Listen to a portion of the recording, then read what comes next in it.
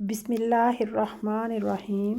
فرمان مصطفیٰ صلی اللہ علیہ وسلم ہے، صبح کا آغاز صدقے سے کیا کرو کیونکہ مصیبت صدقے سے آگے قدم نہیں بڑھاتی۔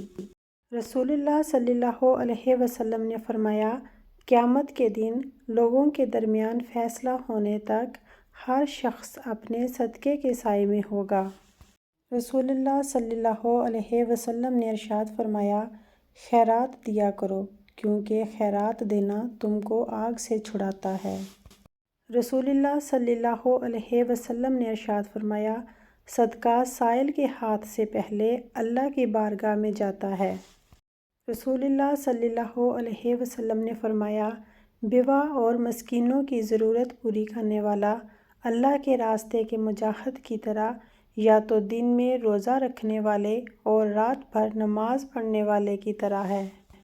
امام علی علیہ السلام نے فرمایا، صدقہ زیادہ دیا کرو کہ اس سے تمہیں رزق ملے گا۔ رسول اللہ صلی اللہ علیہ وسلم نے فرمایا، تمہارا راستے سے تکلیف دہ چیز ہٹا دینا بھی صدقہ ہے۔ رسول اللہ صلی اللہ علیہ وسلم نے ارشاد فرمایا، مسلمان کا اپنے اہل خانہ پر خرچ کرنا بھی صدقہ ہے۔ حدیث پاک میں ارشاد ہے کہ صدقہ کر کے اپنے اور اپنے رب کے درمیان تعلق پیدا کرو، تمہیں رزق دیا جائے گا، تمہاری مدد بھی کی جائے گی اور تمہارے نقصان کی تلافی بھی کی جائے گی۔ رسول اکرم صلی اللہ علیہ وسلم نے ارشاد فرمایا، تندرستی کی حالت میں آدمی کا 1 درہم صدقہ کرنا موت کے وقت 100 درہم صدقہ کرنے سے افضل ہے۔ رسول اللہ صلی اللہ علیہ وسلم نے ارشاد فرمایا، سب سے پہلے جو چیز انسان کے ترازوئے اعمال میں رکھی جائے گی وہ انسان کا وہ خرچ ہوگا جو اس نے اپنے گھر والوں پر کیا ہوگا۔ فرمان باری تعالیٰ ہے، تم لوگ اگر اپنے صدقات علانیہ دو تو یہ بھی بہتر ہے، تاہم اگر تم چھپا کر دو تو یہ تمہارے حق میں زیادہ بہتر ہے۔ آپ صلی اللہ علیہ وسلم نے فرمایا، جب مسلمان بندہ صدقہ کرتا ہے تو وہ اس کے ذریعے 70 شیطانوں کے جبڑے توڑ ڈالتا ہے۔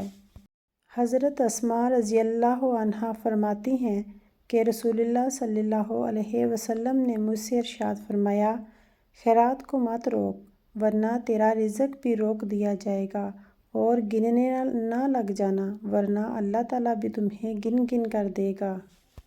رسول اللہ صلی اللہ علیہ وسلم نے ارشاد فرمایا، بہترین اجر والا صدقہ یہ ہے کہ تم تندرستی اور توانائی ہوتے ہوئے اس وقت صدقہ کرو کہ جب خود تمہیں بھی مال کی ہرس ہو، تنگ دستی کا ڈر ہو اور خوشحالی کی جستجو ہو۔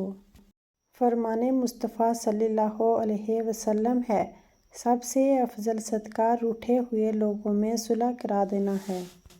اے اللہ، مجبور لوگوں کی مجبوریاں ختم کر دے، اپنی رحمت کے صدقے ہر گھر میں خوشیوں کی بارش عطا کر دے۔ جس دن کا آغاز تم صدقے سے کرتے ہو اس دن تمہاری کوئی دعا رد نہیں کی جائے گی۔ حضرت علی رضی اللہ عنہ۔ حالات چاہے جیسے بھی ہوں، اپنے گھر میں ایک صدقہ باکس بنا لیں، پھر چاہے 1 روپیہ ہی کیوں نہ ہو، روزانہ حسب توفیق صدقہ باکس میں ڈالتے رہیں اور ہر ماہ کے آخر میں وہ رقم کسی مستحق کو عزت کے ساتھ پیش کریں۔ اتنی کشادگی، اتنا سکون حاصل ہوگا کہ حیران رہ جاؤ گے۔